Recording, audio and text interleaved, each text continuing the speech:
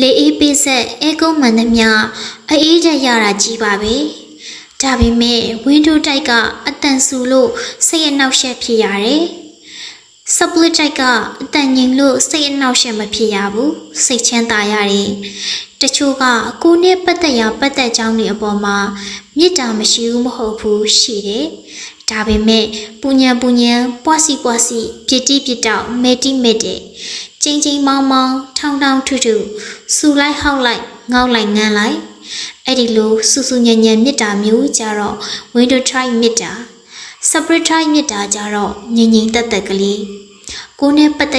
က်ကြောင်းပုံကိုယ်တွေကိုဘယ်တော့မှစူပူမလုပ်ဘူးအစိုးမြင့်စကလုံးတွေ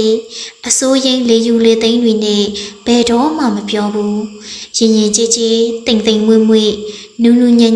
ချူသားချောမောဖြောင်းဖျအေးဆေးနွေထွေအဲ့ဒီလိုလေးပြောဆိုပြုမှုတဲ့မေတ္တာမျိုးကြတော့ separate မေတ္တာ